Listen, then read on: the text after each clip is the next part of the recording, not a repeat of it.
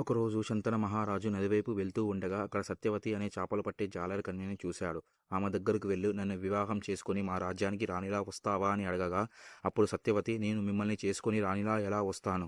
నాకు పుట్టే కొడుకులు రాజులు ఎలా అవుతారు? మీకు ఇప్పటికే దేవవతుడు అనగా భీష్ముడు మీ కొడుకు ఉన్నాడు, ఆయన రాజు అవుతాడు, కానీ నా బిడ్డలు ఎలా రాజులు అవుతారని ప్రశ్నించింది. ఇది విని శాంతన మహారాజు మౌనంగా తిరిగి వచ్చాడు.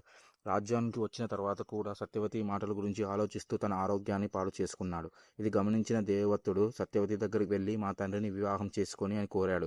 కానీ ఆమె అంగీకరించలేదు. అప్పుడు దేవవ్రతుడు, నేను ఈ జన్మలో బ్రహ్మచారిగానే ఉంటాను, ఎప్పటికీ పెళ్లి చేసుకోకుండా హస్తినాపుర రాజ్యాన్ని కాపాడుతూ ఉంటాను అని ప్రతిజ్ఞ చేశాడు. అప్పుడు శంతన మహారాజు తన కొడుకు ఇంతటి త్యాగాన్ని తెలుసుకొని తన కొడుకుతో, నీకు ఒక వరం ప్రసాదిస్తున్నాను. సాధారణంగా ఎవరు వారి మరణం ఎప్పుడు వస్తుందో తెలియదు, కానీ నీవు కోరుకున్నప్పుడే నీ మరణం నీకు సంభవిస్తుంది అని వరం ఇచ్చాడు. అలాగే ఇప్పటి నుండి నిన్ను అందరూ భీష్ముడు అని పిలుస్తారని చెప్పాడు. అలా భీష్ముడు అమరుడయ్యాడు. అందుకే మన తాత ముత్తాతలందరూ భీష్మ ప్రతిజ్ఞ అంటే ఎంత గొప్పదో అని చెప్తూ ఉంటారు.